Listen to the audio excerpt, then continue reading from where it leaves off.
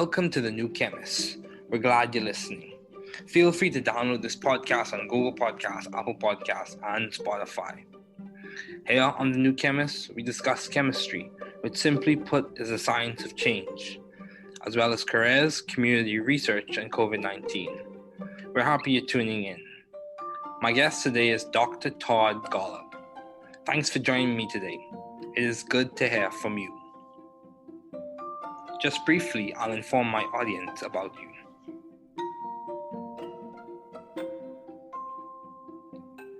Dr. Todd Golub is a founding core member of the Broad Institute of Harvard and MIT, and serves as the Institute's Chief Scientific Officer and Director of its Cancer Program. He is also the Director of the Gerstner Center for Cancer Diagnostics at the Broad Institute. He joined the faculty of the Dana-Farber Cancer Institute at Harvard Medical School in 1997. At the same time, he served as the leader of cancer genomics at the Whitehead Institute and MIT Center for Genome Research, which evolved into the cancer program at the Broad Institute, which he has directed since 2004. Dr. Golub is currently the Charles A. Dana Investigator in Human Cancer Genetics at the Dana-Farber Cancer Institute and Professor of Pediatrics at Harvard Medical School. He is the recipient of multiple awards, including the Erasmus Hematology Award, the Richard and Hinda Rosenthal Memorial Award, and the Outstanding Achievement Award from the American Association for Cancer Research, the Paul Marks Prize for Cancer Research, the E. Med Johnson Award from the Society for Pediatric Research, and the Judson Darland Prize for Outstanding Achievement in Clinical Investigation from the American Philosophical Society. Dr. Golub has served in the Scientific Advisory Board of numerous organizations, including serving as Chair of St. Jude's Children's Research Hospital and the Board of Scientific Advisors of the National Cancer Institute. Please welcome Dr. Todd Golub.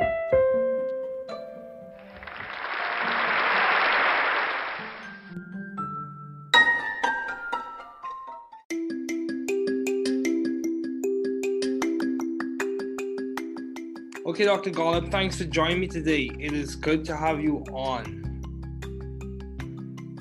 So,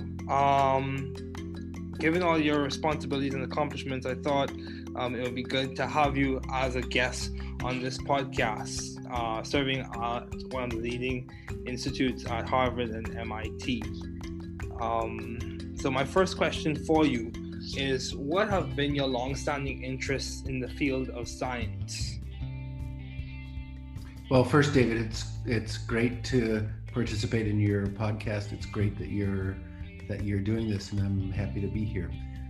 So I have had a long-standing interest in this interface between medicine and basic science, and that just continues to get more and more interesting as more opportunities for translating what we're learning in basic science labs into the clinic are availing themselves. It's just really an exciting time for an opportunity to have real impact of science on patients. Okay, yeah, that's good. So, along with that, in that same realm, my question to you is, given all your responsibilities and accomplishments, how do you maintain view of the bigger picture in your career and in your life in general? Like, how do you see the forests amidst the trees? How do you see the entire periodic table, even though you have to deal with different elements or whatever the case may be? How do you see or maintain view of the bigger picture, especially when you face obstacles and challenges?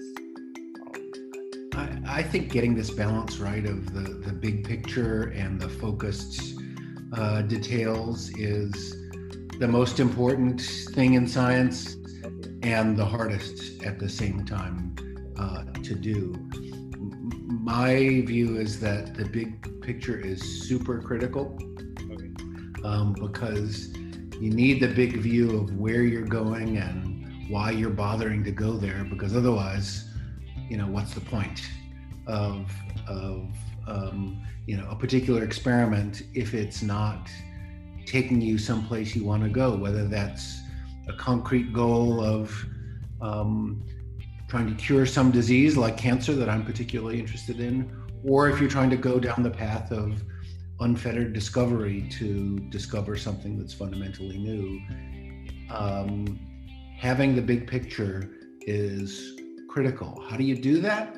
I'm not sure I have a recipe, except that the question that I like to ask myself and members of my lab all the time is, let's imagine that the experiment that you're planning now were to be as successful as you hope it will be. Okay. Will it make a difference? And will people care? In my view, the worst possible experiment or project is one that's successful in the narrow sense, but nobody cares. Nobody pays attention to it, doesn't really move the needle, doesn't impact the field. And so there we shouldn't be so excited about a project that is, successful in some way, but doesn't really advance the field. I'd rather strike out and not be successful on a really important project that has the potential to matter than do something that just doesn't make any difference. So I think trying to keep that eye on the ball on the big problem you're trying to solve and not be too distracted or demoralized when the shorter term obstacles pop up, as they always do. The goal isn't to solve the short term obstacles and problems. The goal is to solve some bigger picture question and persevere through the roadblocks that get in your way. Yeah, I completely agree. Perseverance is very important, especially in this time where a lot of people are facing different challenges, even in the academic sense, with classes being in a different format from what they used to, or in an economic sense with the loss of jobs. So, along the same lines, how have you been adaptive and or creative in the field of science? You work at one of the most prestigious schools. How have you been adaptive or creative? What project that you are currently working on or have worked on? What project would you say has been like the hallmark of your creativity, if you had to label one as such? Well, I'm so glad you asked this question about creativity, because I think creativity is just at the heart of pretty much all great science, Okay. Any aspect of science. And I think that concept of creativity comes as a surprise to many. I think many non-scientists think about science as, you must be really brilliant and or have kind of encyclopedic knowledge of scientific facts, and that's what they think science is, being a master of the universe of scientific details. And I suppose that stuff doesn't hurt, but it's certainly not enough. And so I think of what's most important in science is what you said, and that's creative thinking about a new approach to an old problem. For example, really trying to think in novel, out-of-the-box kind of ways. That's just super critical. And I think, I maybe have an extreme view of this, but I think that scientists should be surrounding themselves with other creative people, non-scientists, artists, for example. So, with that in mind, I helped start an artist in residence program at the Broad Institute, where we bring in every year one or two artists who are creative in their way. They're trying to look at the world through a new lens in their way and in their own language. And so we bring them in and have them hang out at the Broad Institute and talk to scientists with the hope that creative thinking very indirectly will have a benefit on the creative thinking of scientists at the Broad. Okay, wow, that's commendable. So my question to you is along the same lines. So it's quite clear that you have been successful in terms of the ideative process when it comes to research and projects in your lab. So how do you go about coming up with ideas for research? do you like reference old literature and review the previous literature and get insight from the past, or is it just like you get a spark of insight or innovation? How do you go about coming up with new ideas for you to do research on, you and your lab? So that's an interesting question, and I don't have a process for it. Okay. And I would say that the steps in getting to a great idea for a new project, at least for me, tends to be kind of long and hard, and involve discarding a lot of ideas that maybe at first seemed like they were awesome, but then on further scrutiny, either by me or more commonly by someone in the lab, a postdoc or a student, and other scientists, when they press on that idea, come to discover, it's not actually a great idea, or it's a great idea in principle, but in practice, there's no way to really actualize it. Okay. So, and I think this is sometimes frustrating to people, like new people starting relatively early in their research careers, who have this expectation that, these ideas for a great project are supposed to come really easily, and you should be able to go quickly from the kernel of an idea to the execution of a project. And they get frustrated when this process of refining and pressing on an idea until you get it really right, they get frustrated when that takes time. And I think that amount of time, whatever it takes, is well worth it. Okay. Rather than rushing to just start executing on a project idea before you've really thought about its potential upside and the potential risks with it. Now, it's also an interesting question, how does that process of coming up with a great project idea relate to the past versus the future? On the one hand, if you're totally ignorant of the past, you're at risk of just doing the same experiment someone else has done and failing at it again. On the other hand, if you're too hamstrung by what's come before and you only base what you're going to do based on the next step that seems obvious given what's already been done, I think that kind of limits your scope. Okay. And so for me, most projects actually don't start with a review of the literature. They think in a completely blue sky about what might be possible in the future, and then go back and ask, okay, this seems like a really good idea. Has nobody really ever done this before? And then scour the literature to sort it out. I think that's, at least for me, a better order.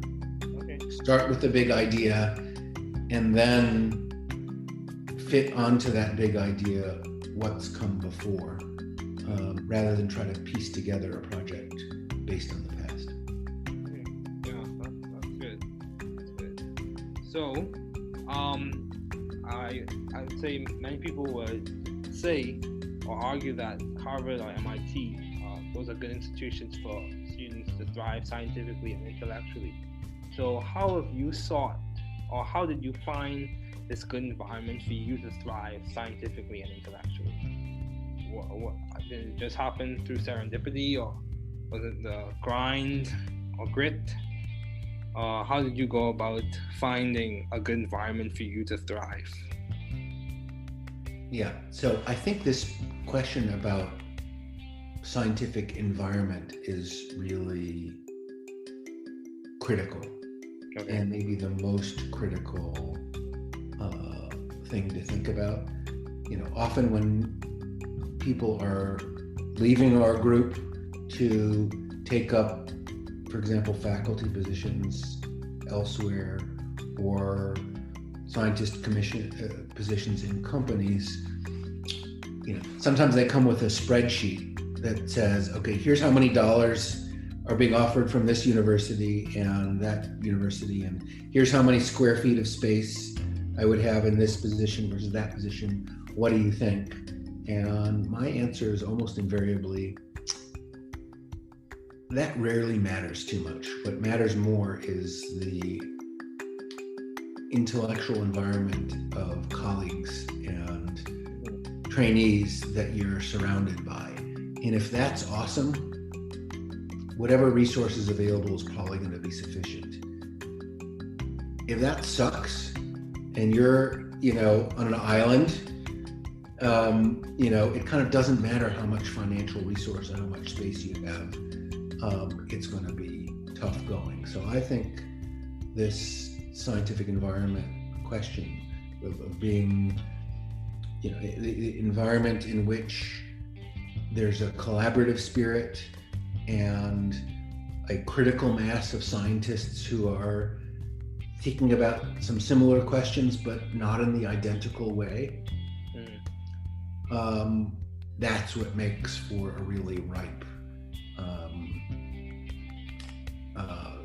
environment for research. And so you're right, the Boston community is pretty amazing with respect to the large number of faculty and students and trainees and other scientists in this community. And I think that makes us all better. How did I wind up here? Yeah, mostly by serendipity, but just continue to be drawn to it because of this richness of scientific discovery and curiosity and people. Okay, yeah, that's good. So, in terms of, if you had to given all your responsibilities and accomplishments, how are you maintaining a balanced life, or how do you maintain a balanced life? Well, I'm not sure I can claim to have succeeded in maintaining a balanced life. I think for some people, dividing their life into work and non-work personal life with a bright line between the two is what makes them happy and is effective.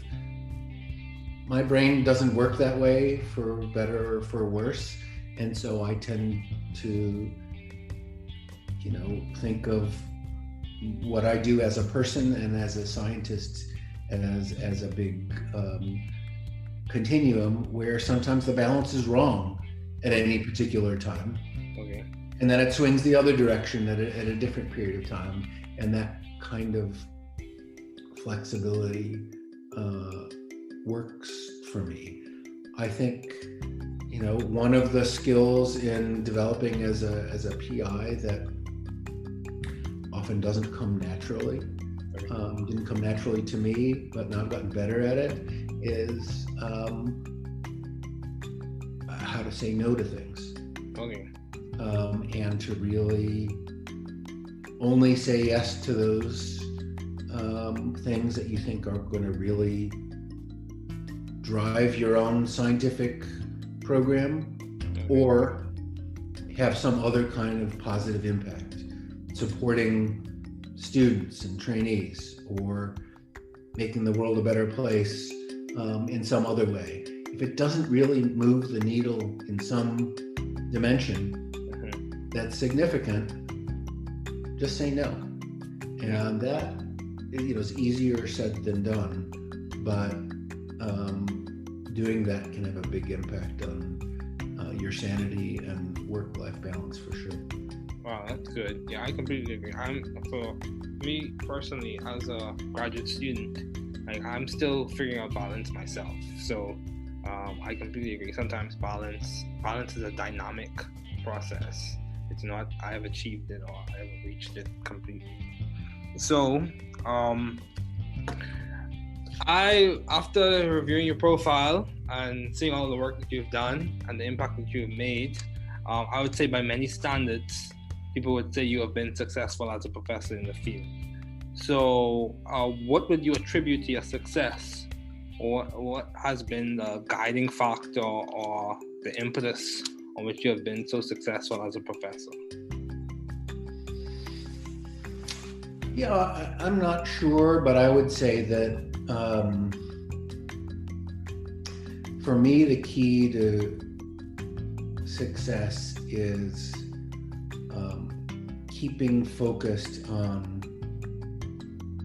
trying to make progress on a really big and important set of problems, and being open to taking that on with colleagues together to solve a really important problem, rather than focusing on what am I going to do myself as a professor or as a lab head. Okay. Because I think if you didn't think of the world in that way, it turns out you can take on projects and problems that are much more important when you do it collectively and collaboratively and focus on solving the problem rather than doing it just focused on your own lab. And that's been, I think, useful for me to keep that in mind. And if you do that and wind up making scientific progress, it does just fine for your own career. Mm-hmm. So it's not like it's falling on your sword to collaborate and to share in, authorship or leadership of a complex project if the project really benefits from that joint leadership. There's plenty of notoriety to go around for everybody.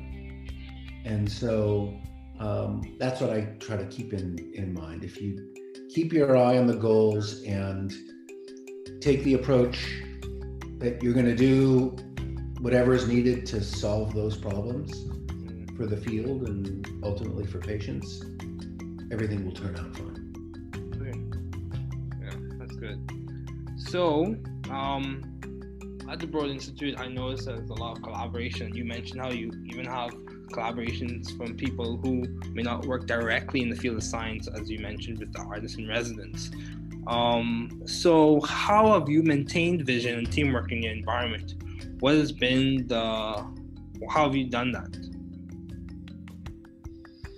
Yeah, so I think the key to teamwork, I think, is having a goal that everyone is excited about. Okay. Feels like there's common cause. Yeah, that's a really important problem that I couldn't solve by myself, but I could be part of solving it together with others. And so, if the problem you're trying to solve isn't very important, why put up with the complications of some kind of complex, collaborative, team-based approach to science? Much simpler to do things just in your own group. But once you realize that actually you can't move the needle in the same way that you can by working together, then the synergistic, collaborative, team-based science is logical for what you would want to do.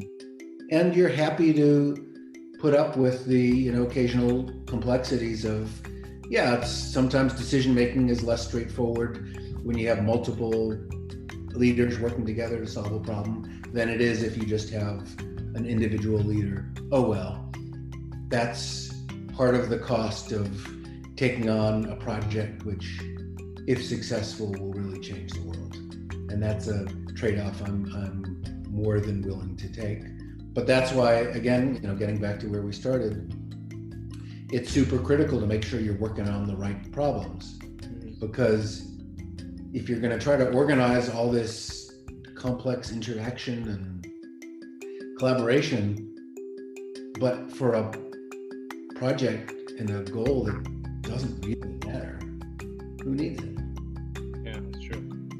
And similarly, I think, some people have what I think is a bit of a fantasy that if you simply put people from different disciplines together in the same building, for example, or on the same floor, or around a coffee machine, that somehow a beautifully synergistic, multidisciplinary discovery will come out of it. I don't think that happens very often.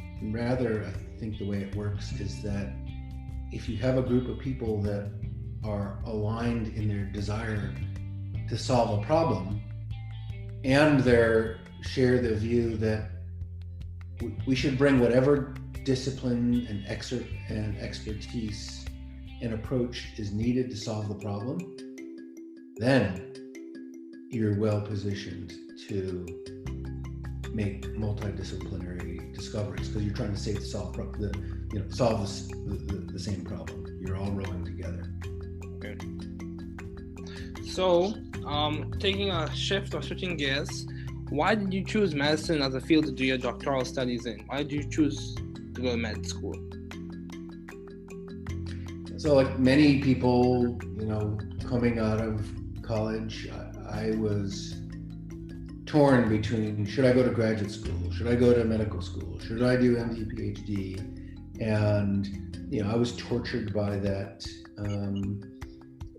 distinction, as many are. In the end, I decided to go to medical school, trying to pack in as much laboratory research as I could as a medical student, because I decided that in the end, I was really intrigued by medical problems. I was motivated by wanting to help patients, and I liked the idea of the science inside medical challenges, and that to really do that well required really understanding the nature of the problem. So I don't see patients anymore. I don't take care of patients anymore, but I'm really glad that I did medical training, because I feel like it helps me understand the problems that are really in need of solutions. It helps me understand what's feasible in a hospital healthcare kind of setting, and that's very rewarding. Because I didn't do a PhD, there are some fundamental gaps in my fund of knowledge that you could say, well, that's a handicap, and it probably is in some ways. On the other hand, sometimes focused training that can happen in a PhD puts the blinders on in a way that overly narrows a focus in a particular area. And so my possibly, naive view of science also has certain upsides in that I feel like I've had kind of an open mind to possibility, because I haven't been too constrained by, having been down an alternate path before. Okay. Yeah, that's good. Yeah, I could say a lot of people do encounter the challenge where they are pressed between or trying to decide between grad school, med school, and the PhD. Yeah, that is definitely a battle to fight. But you also did pediatrics as your residency. Why did you choose pediatrics as opposed to internal medicine or oncology or medical oncology or radiation oncology? Why did you choose pediatrics? So the honest answer is that I found pediatricians to be really nice people. Okay. And we discussed before, the environment that you're in is a really important part of work. And so I liked being surrounded by pediatricians, because I thought they were genuine, nice people, tend to have, compared to other medical disciplines, perhaps not as big an ego as others, and that kind of appealed to me. And of course, I liked interacting with kids and young families, and I liked the experience of helping young parents through really difficult emotional challenges, independent of the medicine and the science behind it. I subspecialized in pediatric oncology, and when young parents are faced with the news that their kid has cancer, that's the worst possible news most parents can imagine. And so having to break that news to them, on the one hand, was very difficult and unpleasant. On the other hand, it was one of the things that brought me the greatest satisfaction as a doctor, because if you can help a family through the darkest period for them and help them see a ray of light and help them understand something really complex and help them see that there's reason for hope without sugarcoating it, then you've really done something personally meaningful, and that brought me a lot of pleasure. And so in an ironic way, that aspect of delivering bad news is something I miss, because doing that well, I think, can be such a help to patients and families, and doing that poorly is awful. And so that was a skill I enjoyed developing. Yeah. I actually have a relative who's a pediatrician, and he echoes some of the same sentiments in that, my dad is a pediatrician. He echoes some of the same sentiments in that one of the things he enjoys seeing is how resilient children can be, even in the midst of facing those challenges with diseases and stuff like that. So, no, their kids are amazing, both emotionally, in what they often, unfortunately, have to endure, and medically, they're amazingly resilient. Their bodies are amazingly resilient and adaptive, and so there's also some really interesting science in there as well. I agree. So as we conclude, do you have any advice to those wanting to pursue the field you are currently working in, studying in, matriculating in?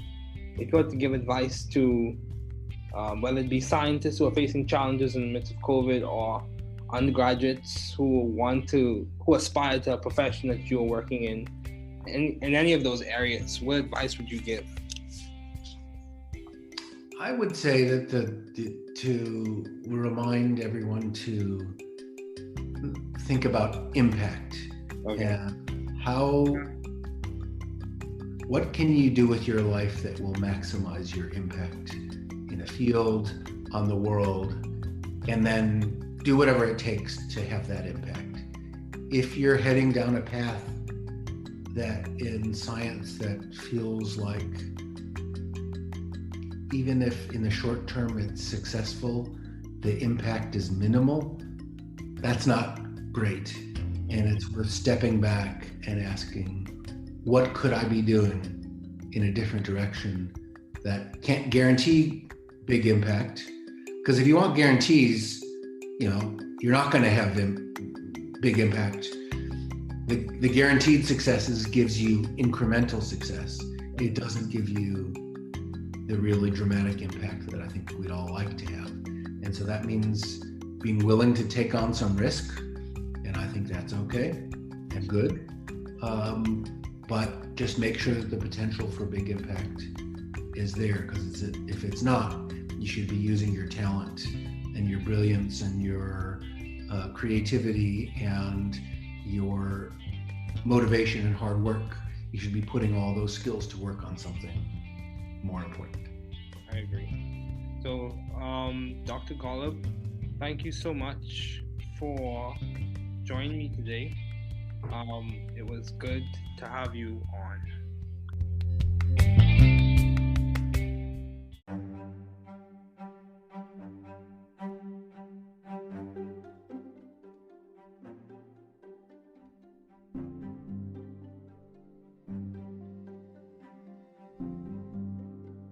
Entretien avec le Dr. Todd Golub, MD, sur le podcast du Nouveau Chimiste. David Ferguson. Interview de David Ferguson, Hackbridge Fellow et GEM Fellow avec le Dr. Todd Golub, MD, directeur du Broad Institute de l'Université de Harvard et du Massachusetts.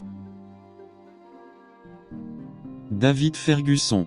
Mon invité aujourd'hui est le Dr. Todd Golub. Merci de m'avoir rejoint aujourd'hui. C'est bon d'avoir de tes nouvelles. Brièvement, je vais informer mon auditoire de vous. Le Dr. Todd Golub est un membre fondateur du Broad Institute de Harvard et du MI, et occupe le poste de directeur scientifique de l'Institut et de directeur de son programme de lutte contre le cancer. Il est également directeur du David Ferguson Gerstner Center for Cancer Diagnostic et le Broad Institute. Il a rejoint le corps professoral du Dana-Farber Cancer Institute de la Harvard Medical School en 1997. Parallèlement, il a occupé le poste de responsable de la génomique du cancer au WITA Institute et du MI Center for Genome Research, qui est devenu le programme de lutte.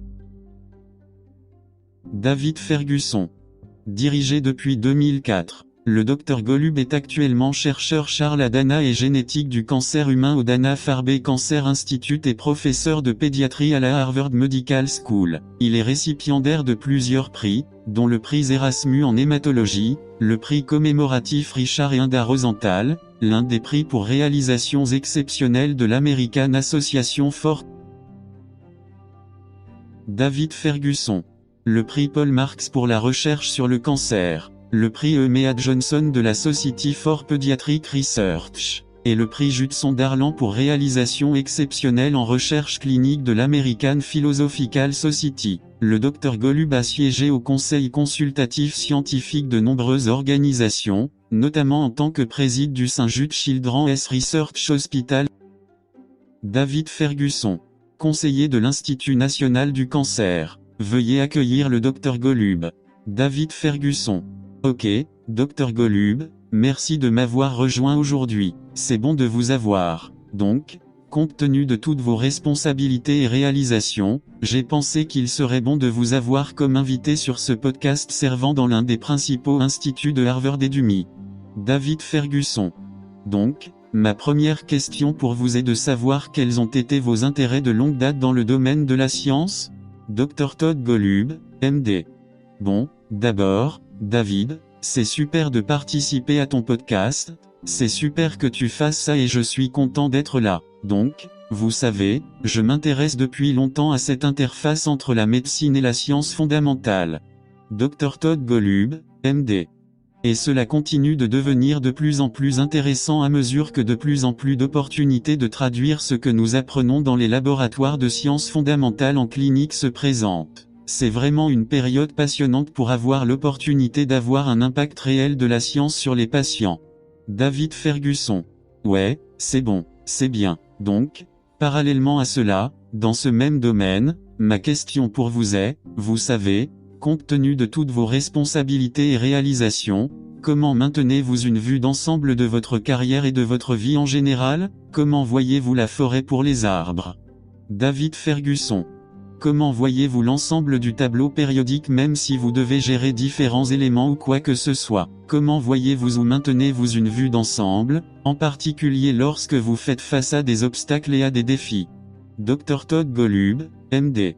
Je pense que trouver le bon équilibre entre la vue d'ensemble et les détails ciblés est la chose la plus importante en science et la plus difficile. En même temps, pour faire, mon point de vue est que la vue d'ensemble est super critique parce que vous avez besoin d'une vue d'ensemble de l'endroit où vous allez et pourquoi vous vous donnez la peine d'y aller.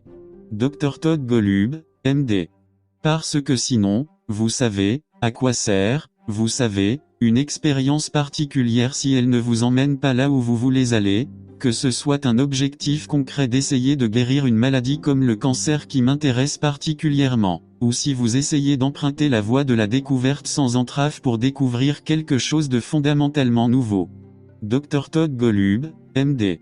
Avoir une vue d'ensemble est essentiel. Comment tu fais ça? Je ne suis pas sûr d'avoir une recette, sauf la question que j'aime me poser ainsi qu'aux membres de mon labo tout le temps. Imaginons que l'expérience que vous planifiez maintenant, soit aussi réussie que vous l'espérez sera. Dr Todd Golub, MD.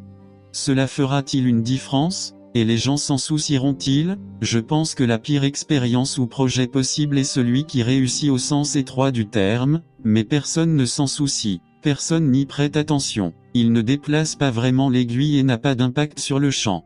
Dr Todd Golub, MD.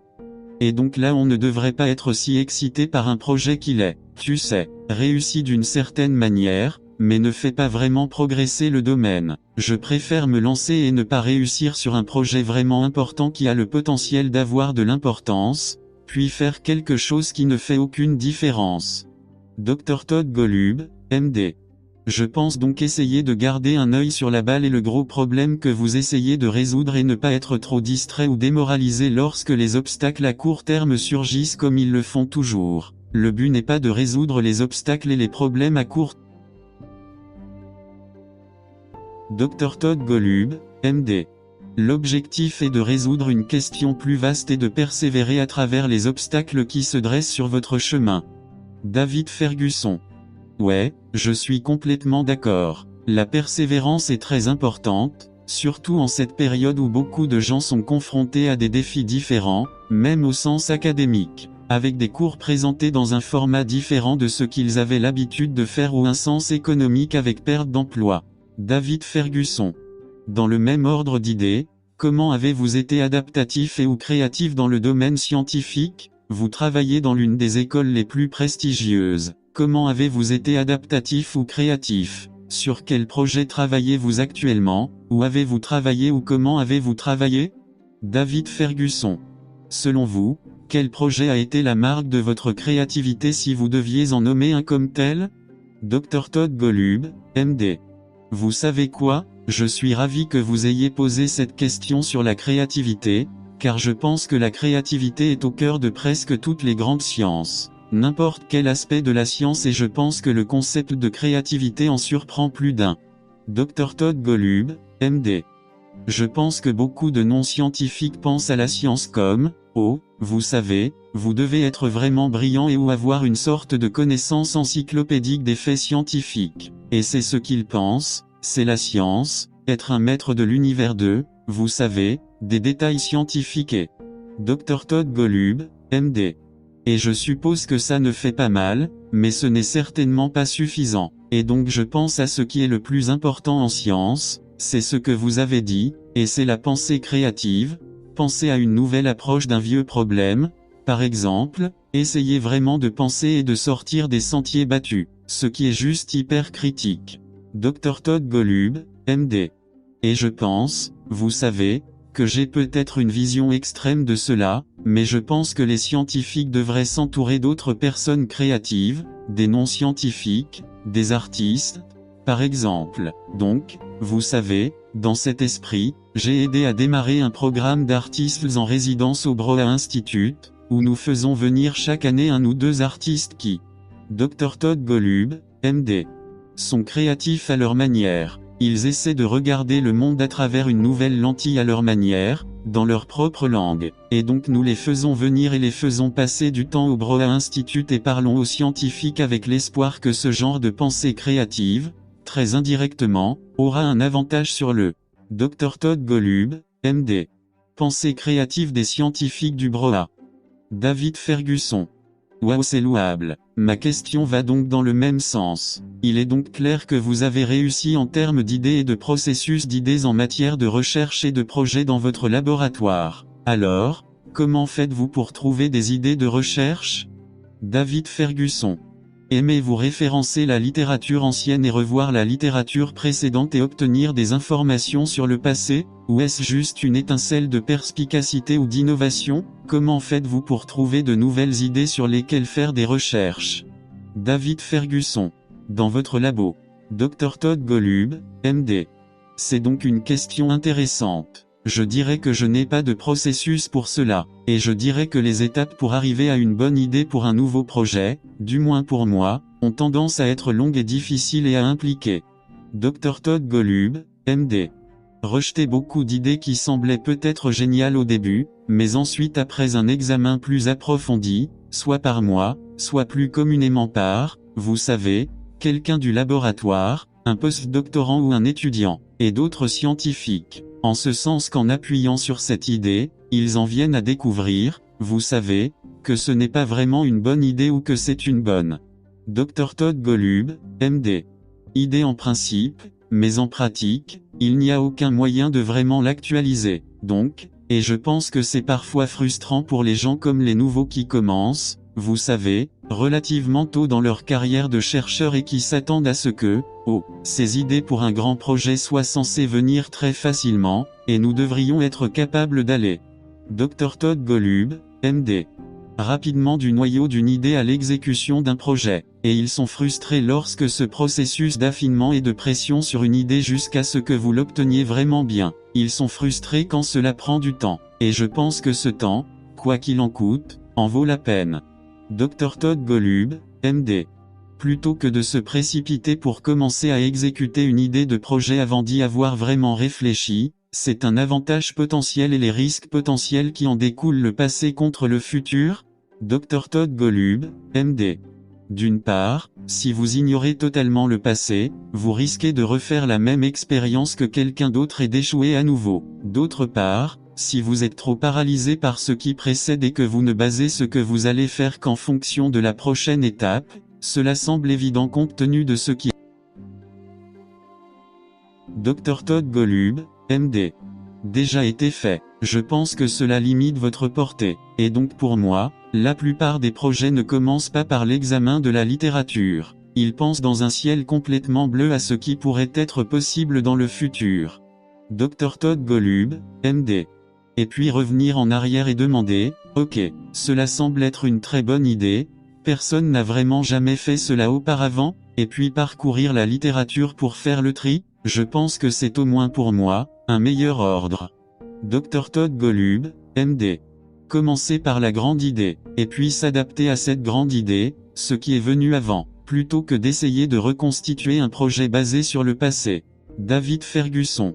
Ouais, c'est bon, c'est bien. Je dirais donc que beaucoup de gens verraient ou soutiendraient que Harvard ou le MIT sont de bonnes institutions pour que les étudiants s'épanouissent scientifiquement et intellectuellement. Alors, comment l'avez-vous cherché ou comment avez-vous trouvé ce bon environnement pour vous épanouir scientifiquement et intellectuellement? David Ferguson. Était-ce un hasard, ou était-ce la mouture ou le grain? Comment avez-vous fait pour trouver un bon environnement pour vous épanouir? Dr. Todd Golub, MD.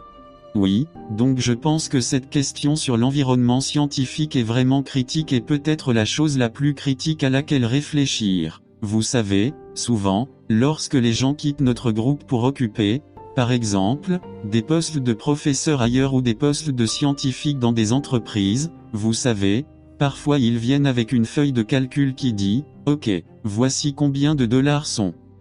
Dr. Todd Golub, MD. Offert par cette université et voici combien de pieds carrés d'espace j'aurai dans cette position par rapport à cette position. Qu'en penses-tu? Et ma réponse est presque invariablement, cela importe rarement trop, mais ce qui importe le plus, c'est l'environnement intellectuel des collègues et des stagiaires qui vous... Dr. Todd Golub, MD. Et si c'est génial, quelles que soient les ressources disponibles, elles seront probablement suffisantes. Si ça craint et que vous êtes, vous savez, sur une île, vous savez, peu importe les ressources financières ou l'espace dont vous disposez, ça va être difficile. Dr. Todd Golub, MD. Je pense donc que cet environnement scientifique doit être, vous savez, l'environnement dans lequel il y a un esprit de collaboration et une masse critique de scientifiques qui réfléchissent à des questions similaires, mais pas de la même manière. C'est ce qui fait qu'il est vraiment mûr. Dr. Todd Golub, MD. Environnement pour la recherche. Et vous avez donc raison, la communauté de Boston est assez étonnante en ce qui concerne le grand nombre de professeurs, d'étudiants, de stagiaires et d'autres scientifiques dans cette communauté, et je pense que cela nous rend tout meilleurs. Dr. Todd Golub, MD. Comment ai-je atterri ici? Ouais, surtout par sérendipité. Ouais, mais juste continuer à être et continuer à être attiré par cette richesse de découvertes scientifiques, de curiosité et de personnes. David Ferguson. Ok, oui, c'est bien. Donc, si vous deviez le faire, compte tenu de toutes vos responsabilités et de vos réalisations, comment maintenez-vous une vie équilibrée ou comment maintenez-vous une vie équilibrée? Dr. Todd Golub, MD. Eh bien, je ne suis pas sûr de pouvoir prétendre avoir réussi à maintenir une vie équilibrée. Je pense que pour certaines personnes, diviser leur vie en travail et vie personnelle non professionnelle avec une ligne claire entre les deux est ce qui les rend heureuses et est efficace. Dr. Todd Golub, MD. Mon cerveau ne fonctionne pas de cette façon pour le meilleur ou pour le pire. Et donc j'ai tendance, vous savez, à penser à ce que je fais en tant que personne et en tant que scientifique et comme un grand continuum où parfois l'équilibre est faux à un moment donné. Dr. Todd Golub, MD. Et puis ça bascule dans l'autre sens, à une autre période de temps. Et ce genre de flexibilité fonctionne pour moi. Je pense, vous savez, l'une des compétences dans le développement en tant que chercheur principal, qui, souvent, ne vient pas naturellement ou ne m'est pas venu naturellement, mais maintenant je me suis amélioré. Dr. Todd Golub, MD. Comment dire non à des choses et vraiment, ne dire oui qu'à ces choses qui, selon vous, vont vraiment conduire votre propre programme scientifique ou avoir un autre type d'impact positif en soutenant les étudiants et les stagiaires ou en rendant le monde meilleur dans certains autrement. Dr. Todd Golub, MD. Si cela ne déplace pas vraiment l'aiguille dans une certaine dimension, c'est important. Dis juste non. Et ça, vous savez, c'est plus facile à dire qu'à faire. Mais cela peut certainement avoir un impact important sur votre santé mentale et votre équilibre travail-vie personnelle. David Ferguson. Waouh, c'est bon. Je suis complètement d'accord. Pour moi personnellement, en tant qu'étudiant diplômé, je suis encore en train de trouver mon équilibre, donc je suis tout à fait d'accord. Parfois, l'équilibre est un processus dynamique. Ce n'est pas, je l'ai atteint ou je l'ai atteint complètement. David Ferguson. Donc, après avoir examiné votre profil et vu tout le travail que vous avez fait et l'impact que vous avez eu, je dirais que selon de nombreuses normes, les gens diraient que vous avez réussi en tant que professeur dans le domaine. David Ferguson. Alors, à quoi attribueriez-vous votre succès ou quel a été le facteur directeur ou l'impulsion sur laquelle vous avez si bien réussi en tant que professeur? Dr. Todd Golub, MD. Tu sais, je ne suis pas sûr, mais je dirais ça. Pour moi, la clé du succès est de rester concentré sur le fait d'essayer de progresser sur un ensemble de problèmes vraiment gros et importants et d'être ouvert à affronter cela avec. Dr. Todd Golub, MD. Collègue pour résoudre un problème vraiment important plutôt que de me concentrer sur ce que je vais faire moi-même en tant que professeur ou chef de laboratoire. Parce que je pense que si vous ne pensiez pas au monde de cette façon, il s'avère que vous pouvez assumer. Dr. Todd Golub, MD. Des projets et des problèmes qui sont beaucoup plus importants lorsque vous le faites collectivement et en collaboration et que vous vous concentrez sur la résolution du problème plutôt que sur sa réalisation, en vous concentrant uniquement sur votre propre laboratoire. Et cela a été, je pense, utile pour moi de garder cela à l'esprit. Dr. Todd Golub, MD. Et si vous faites cela et que vous finissez par faire des progrès scientifiques, c'est très bien pour votre propre carrière. Ce n'est donc pas comme si vous deviez collaborer et partager et, vous savez, la paternité ou la direction d'un projet complexe si le projet bénéficie vraiment de cette direction conjointe. Dr. Todd Golub, MD.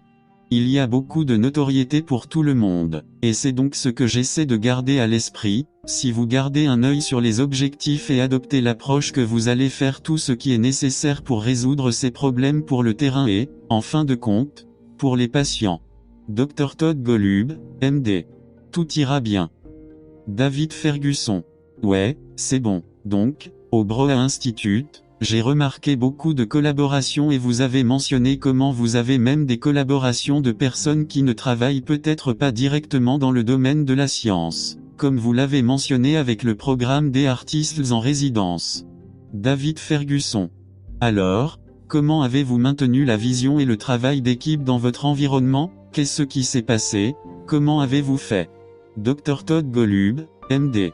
Donc encore une fois, je pense, la clé du travail d'équipe, je pense, est d'avoir un objectif qui passionne tout le monde. On a l'impression qu'il y a une cause commune. Oui, c'est un problème vraiment important que je ne pourrais pas résoudre par moi-même, mais je pourrais participer à sa résolution avec d'autres. Dr. Todd Golub, MD. Et donc, vous savez, si le problème que vous essayez de résoudre n'est pas très important, pourquoi accepter les complications d'une sorte d'approche scientifique complexe, basée sur une équipe collaborative, beaucoup plus simple de faire les choses juste dans votre propre groupe. Dr. Todd Golub, MD. Mais une fois que vous vous rendez compte qu'en fait, vous ne pouvez pas déplacer l'aiguille de la même manière qu'en travaillant ensemble, ensuite, La science synergique et collaborative basée sur l'équipe est, logique, que vous voudriez faire, et vous êtes heureux de supporter les complexités occasionnelles de, oui, parfois la prise de décision est moins simple lorsque plusieurs dirigeants travaillent. Dr.Todd Golub, MD. Ensemble pour résoudre un problème qu'il ne l'est si vous n'avez qu'un seul leader. Oh, eh bien, cela fait partie du coût d'un projet qui, s'il réussit, changera vraiment le monde. Et c'est un compromis que je suis plus que... Dr.Todd Golub, MD. Mais c'est pourquoi, encore une fois, vous savez, revenir au point de départ. Il est extrêmement important de s'assurer que vous travaillez sur les bons problèmes, car si vous essayez d'organiser toute cette interaction et cette collaboration complexe, mais pour un projet et un objectif, cela n'a pas vraiment d'importance. Qui en a besoin? David Ferguson. Oui, c'est vrai. Dr.Todd Golub, MD. Et de même, je pense, vous savez, certaines personnes ont ce que je pense être un peu un fantasme que, si vous le dites simplement, des personnes de différentes disciplines réunies dans le même bâtiment, par exemple, au même étage ou, vous savez, autour d'une machine à café qu'en sortira en quelque sorte une belle découverte multidisciplinaire et synergique. Dr.Todd Golub, MD. Je ne pense pas que cela arrive très souvent, et plutôt, je pense que la façon dont cela fonctionne est que si vous avez un groupe de personnes qui sont alignées dans leur désir de résoudre un problème et partagent le point de vue que Dr.Todd Golub, MD. Nous devons apporter toute la discipline, l'expertise et l'expertise nécessaires pour résoudre le problème. Alors vous êtes bien placé pour faire des découvertes multidisciplinaires parce que vous essayez de résoudre, vous savez, de résoudre le même problème. Vous ramez tous ensemble. David Ferguson. Alors, en prenant un quart de travail ou en changeant de vitesse, pourquoi avez-vous choisi la médecine comme domaine pour faire vos études doctorales et pourquoi avez-vous choisi d'aller à l'école de médecine? Dr.Todd Golub, MD. Donc, comme beaucoup de gens, vous savez, en sortant de l'université, j'étais déchiré entre, devrais-je aller à l'école doctorale, devrais-je aller à l'école de médecine, devrais-je faire un doctorat en médecine et, vous savez, j'ai été torturé par cela, par cette distinction comme beaucoup le sont. Dr.Todd Golub, MD. En fin de compte, j'ai décidé d'aller à l'école de médecine en essayant de faire autant de recherches en laboratoire que possible en tant qu'étudiant en médecine, car c'est ce que j'ai décidé à la fin. J'étais vraiment intrigué par les problèmes médicaux. J'étais motivé par le désir d'aider les patients. Dr.Todd Golub, MD. Et j'aimais l'idée de la science à l'intérieur des défis médicaux et que pour vraiment, bien faire cela, il fallait vraiment comprendre la nature du problème. Donc je ne vois plus de patients, je ne m'occupe plus de patients, mais je suis vraiment content de l'avoir fait, une formation médicale, parce que j'ai envie. Dr.Todd Golub, MD. Cela m'aide à comprendre les problèmes qui ont vraiment besoin de solutions. Je comprends ce qui est faisable dans un hôpital, un établissement de soins de santé et c'est très gratifiant. Cependant, parce que je n'ai pas fait de doctorat, il y a des lacunes fondamentales dans mon fond de connaissances dont vous pourriez dire, eh bien, c'est un handicap, et c'est probablement dans certains. Dr.Todd Golub, MD. Façon. D'autre part, parfois, une formation ciblée qui peut se produire dans un doctorat met les œillères de manière à réduire trop l'attention dans un domaine particulier. Et donc, ma vision peut être, vous savez, naïve de la science a aussi certains avantages à...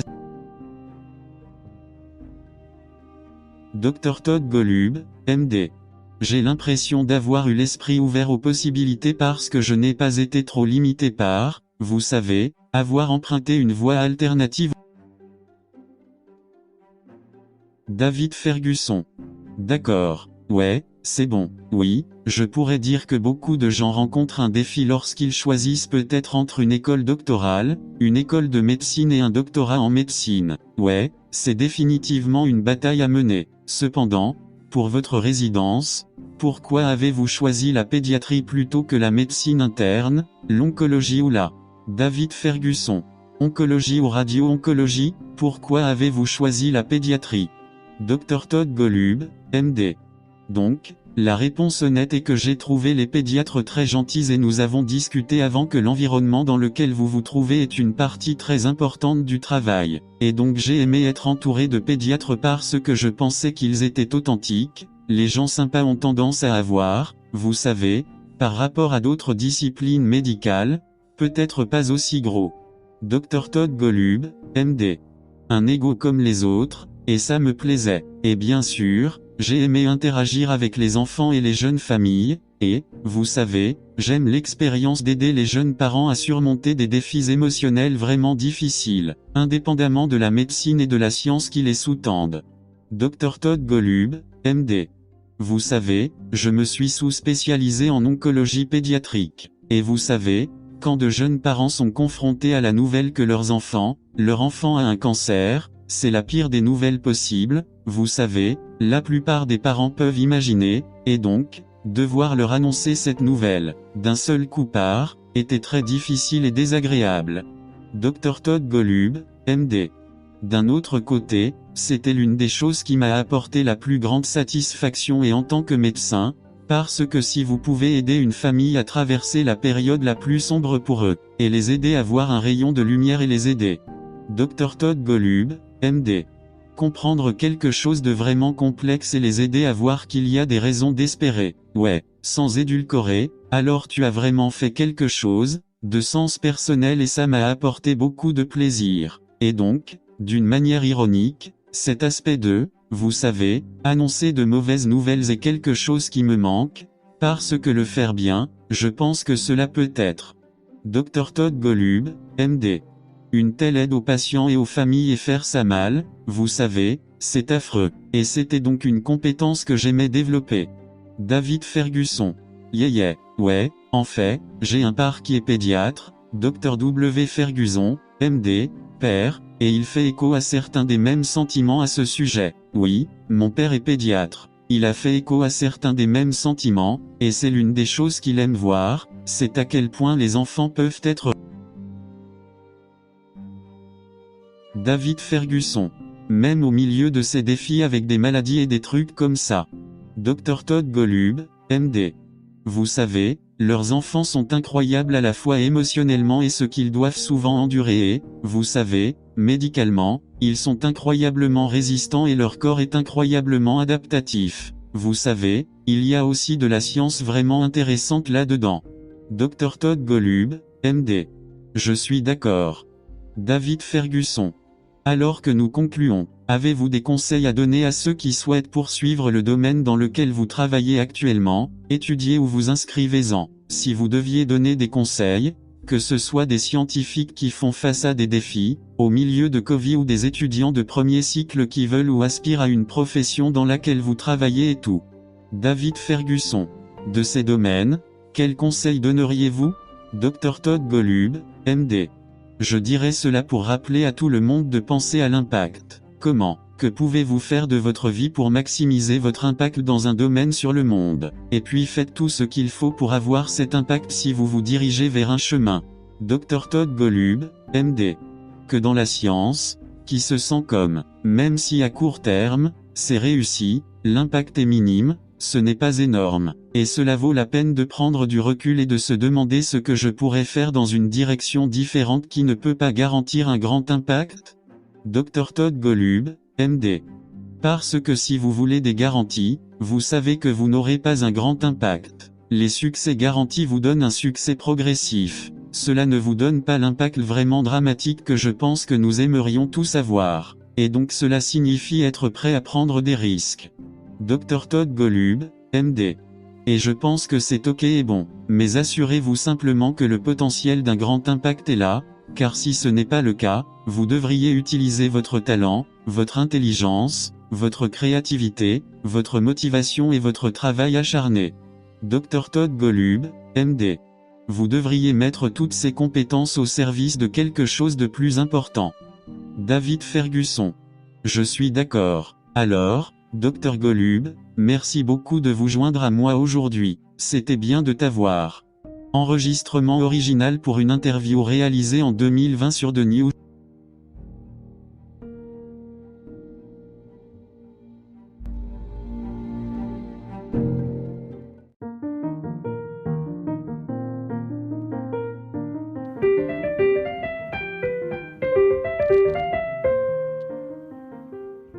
Thanks for listening. We're glad you were able to tune into this podcast.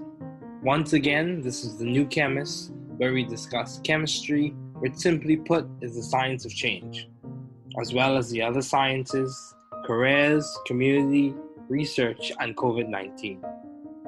Thanks again for listening. Note, the views on this podcast represent those of my guests and I.